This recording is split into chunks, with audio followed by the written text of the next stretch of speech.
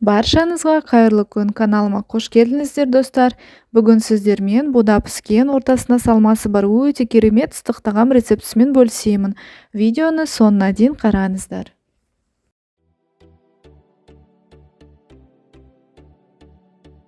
Ең алдымен бізге қамырды ашыту керек болады. Барлық қажет ингредиенттерді осы видеоның астынан көре аласыздар.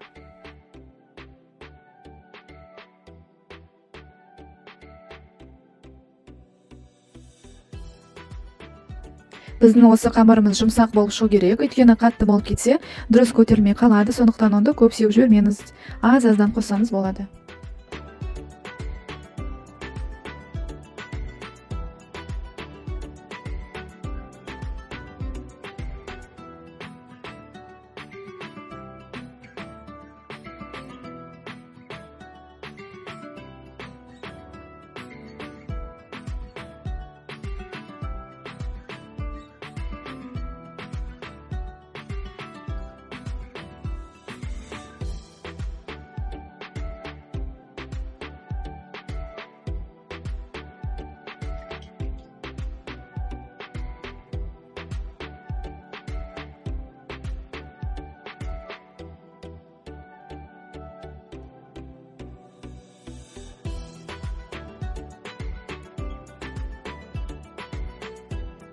Қамырымыз мінекей дайын болғанда үстінен маймен жағып, жылы жерге 1 сағатқа қойып қоямыз.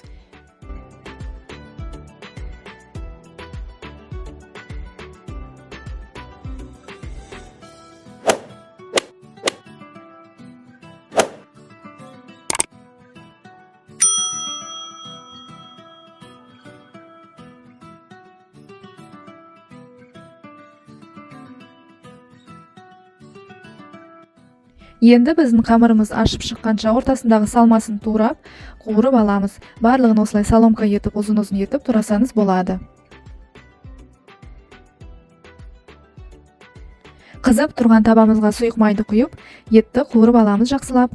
Суы тартылғаннан соң пиязды қызарғанша қуыратын боламыз.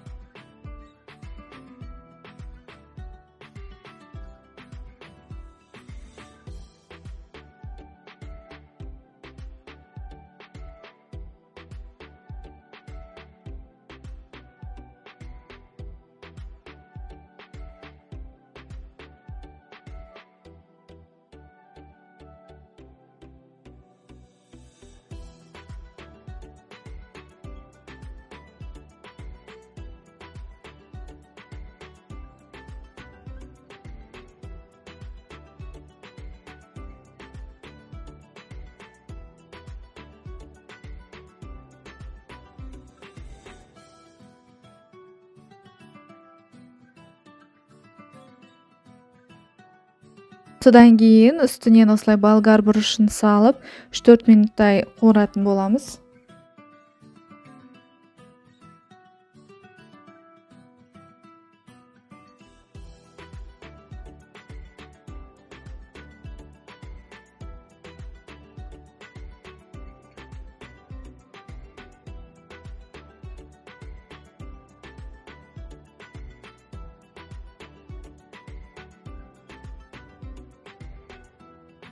Содан кейін пекинская капустаны қосып, тұздап, приправа қосып, және де қазір соусты қосатын боламыз. Содан кейін бір 10-15 минуттай қуыратын боламыз бірге.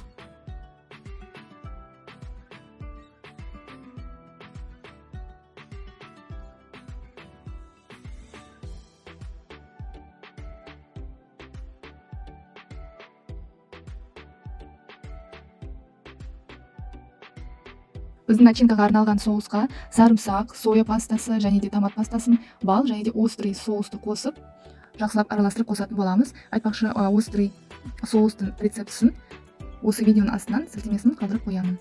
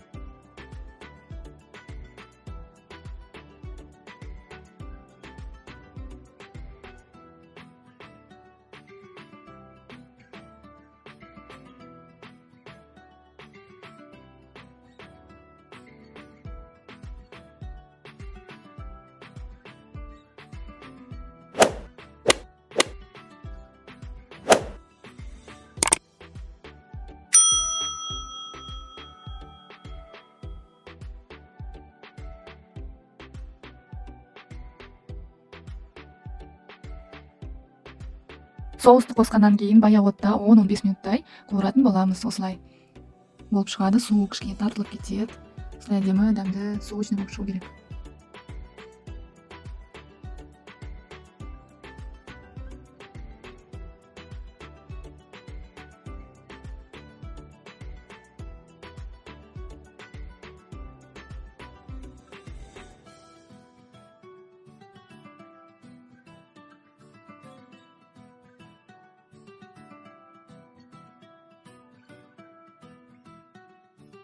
Біздің қамырымыз осылай 2-3 есе көтеріліп шығады. Енді оқтаумен жақсылап жайып аламыз. Қамырымыздың қалыңдығы шамамен 1 сантиметрдей болу керек.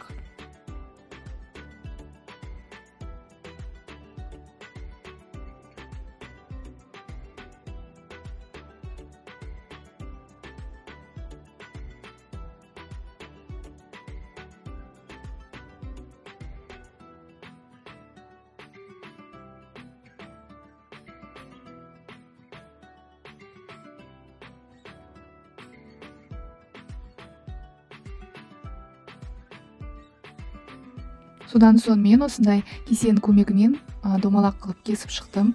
Сізде арнайы кольцо болса, соны істетсеңіз болады, немесе стакан басын қолдансаңыз болады. Енді қамырымызды домалақтап кесіп алған соң ортасын сұйық маймен жағып шығамыз. Содан соң бір 10-15 минутқа қойып қоямыз, тағы көтерілу керек қамырымыз. Содан соң суды қайнатып мантоваркада немесе пароваркада 35-40 минуттай пісіретін боламыз.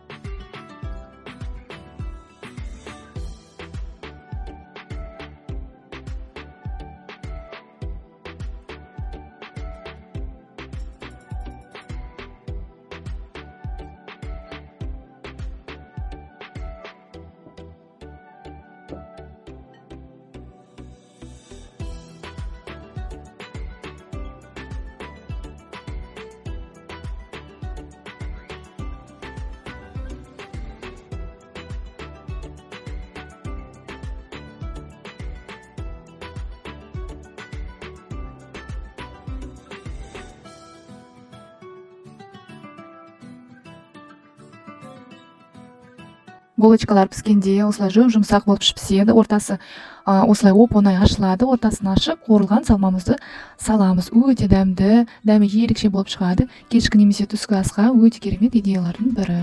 Баршаңызға ас болсын.